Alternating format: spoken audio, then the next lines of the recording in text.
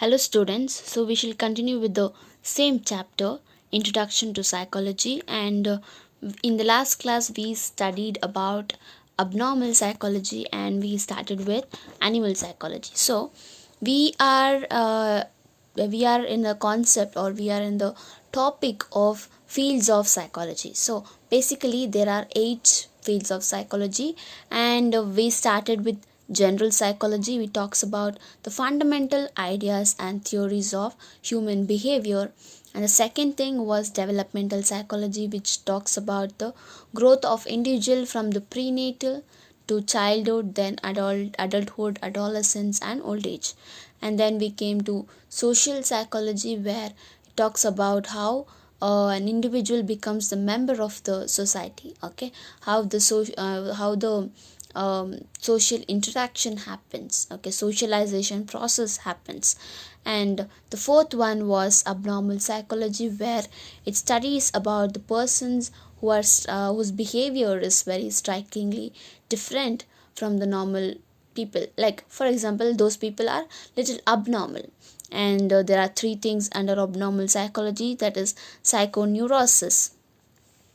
So I think you can see here psychoneurosis. So it is a condition where the person's behavior patterns that do not help him to cope up with normal problems, basic problems, like he'll be very scared of something, he's very fearful.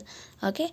And psychosis is a condition like schizophrenia, where it is just like a mental functioning. Okay, impairment in mental functioning. So you will be mentally abnormal. Okay. And the psychophysiological disorders is where, due to stress, due to psychological stress, you will have high blood pressure or ulcer, asthma, skin eruptions, and headaches, migraines. So yeah, so we have seen 5 different fields of psychology. So now the fifth one. Okay, so 4 we have seen, the fifth one we have started with. So animal psychology is about, it is a study of behavior of animals. And here in animal psychology, it makes a comparative study between the behavior of animals, the behavior, emotions, feelings of animals, and with the comparison of human beings. Okay, so we have already started with the animal psychology, and we shall continue. So I think we have to start with the third point. The similarity of structures between the two makes us infer that there is similarity in functions also. Studies on learning, reasoning, emotions, drives, localization of cerebral functions are made on animals, and the theories and principles arrived at are applied to human beings. So yes, I told you already that there is a comparative study made between animals and humans. So when there is experiment conducted on animals to know about the feelings, ideas, emotions, drives. Okay, so it is just similar to human beings. Okay, so the fourth point, the results obtained from animals are simple, direct, dependable, and unaffected by cultural factors. Investigators wish to examine the relative contributions of heredity and environment. One way to gain some insights into the role of heredity is to study how a given trait is passed on over several generations. While some generations of rats can be studied in a few years, the long lifespan of humans makes such result difficult. The shorter lifespan of animals allows researchers to learn about the effects of aging in a much more quicker time frame than if they studied aging using human beings. So yes, animals have short lifespan. They can live only for some years, and humans have long lifespan. So they live for 180, more than 100, sometimes 70, 90. So the lifespan of aging for animals is less, and for human it is more. So to conduct an experiment to know something about human beings, or the feelings or the emotions, or how the heredity is passed on to generations. So when you want to know about something, about humans or animals, it is better to conduct experiment on animals, because uh, the lifespan of animals is very short, and you will be able to observe things in a short period of time. Okay, in the event of studies, okay, large number of participants who share similar backgrounds or who have been exposed to particular environment, animals have own very of their own very useful. These studies involve no harm or discomfort to the animals. So here they are trying to tell us that when we are experimenting on animals, it is not that we harm animals, and there is no discomfort done to the animals. Okay. Okay, so the sixth field of which comes under psychology is clinical psychology. It is now the largest field of specialization. The principles and theories of abnormal psychology is applied in the diagnosis and treatment of emotional and behavior problems such as mental disorders. Okay, so here this clinical psychology is a field of specialization. Now, at present, many people many people who chooses to do MSc in psychology, so they apt for um, clinical psychology. Okay, because it is very good. I mean, they have a good scope and it is very useful for an individual. Okay, so it is the largest field of specialization is where you choose a subject for you in your degrees or in your PG courses. Okay, so here it is the largest chosen scope.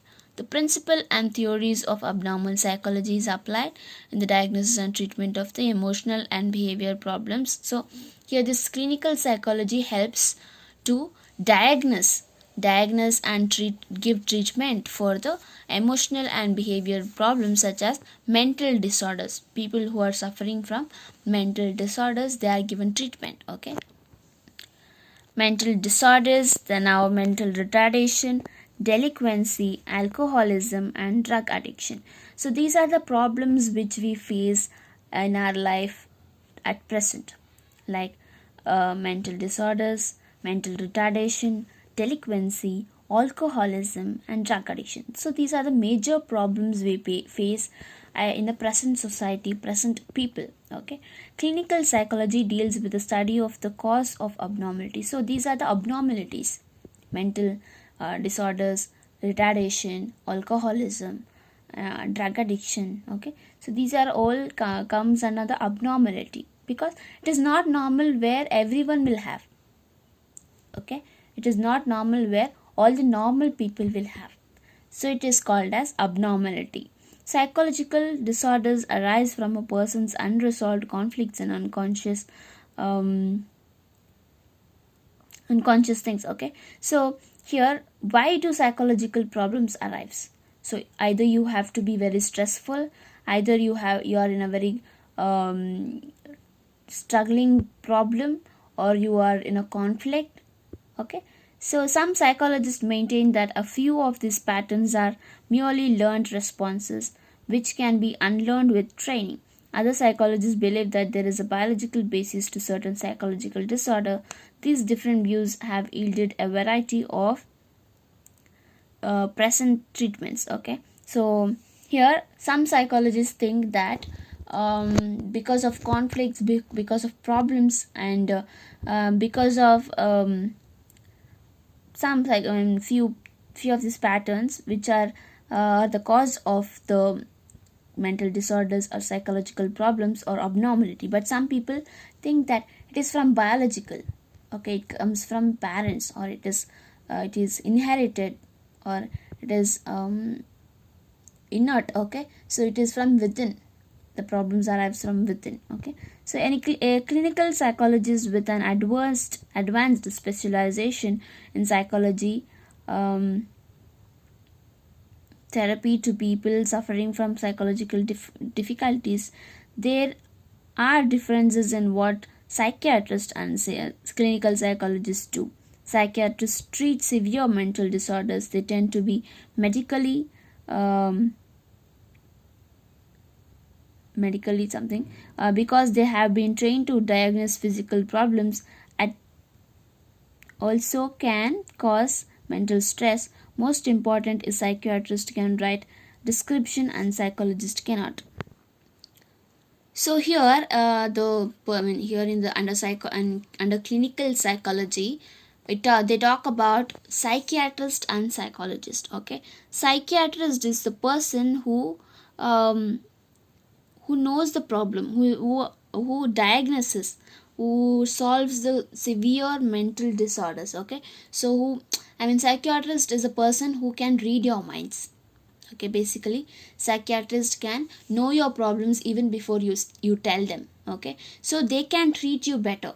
They can treat severe mental disorders because they understand the person, they know what the person is going through. Okay, so and they can give us, I mean, they can give the mental disordered person, mentally retarded person, a description or a prescription where they can follow those medications, or they can follow those ideas or thoughts which are given by psychiatrist, but psychologist cannot give prescription. Okay, okay, the psychiatrist will prescribe an antidepressant drug in addition to psychological addition to other kinds of treatments for a depressed patient. A psychologist takes a psychological approach such as helping the person to think differently about his or her problems and encouraging behavior that raises self esteem. Okay, so here what is the difference between how the psychiatrist treat the patient client or the psychologist treat the client? Psychiatrist basically gives a antidepressant drug. So if you are in a depression, psychiatrist will understand what kind of depression you are, and he will give you a medication or a analysis or a treatment or a antidepressant drug which can make you come out of the situation. But the psychologist will tell you to have positive vibes, have positive thinking, and he says that look at this problem in a different way, be a positive person. So he psychologist more or less encourage you encourage you to come out of the situation, and they don't prescribe you any medications. So they just feel, I mean, they just counsel, or they just understand your problem and try to, like how friends, like how your friends, when you tell when you share your problem, how they try to resolve it. They tell you to just forget it, move on, or think positively. It is just a beginning. So they motivate you. So similarly psychologists motivate you, but psychiatrist will give you medications. Okay, analyze you. Psychologist functions are to facilitate diagnosis by administering psychological tests and interpreting the findings. So they will administer psychological tests on you when you are uh, abnormal, and to engage in psychotherapy. So psychologists will always try to engage you in psychotherapy, where they talk to your inner soul and they try to understand your um, okay, problems or struggles, to perform psychological research on problems of clinical nature. So they always try to perform research. So yeah, we will stop here.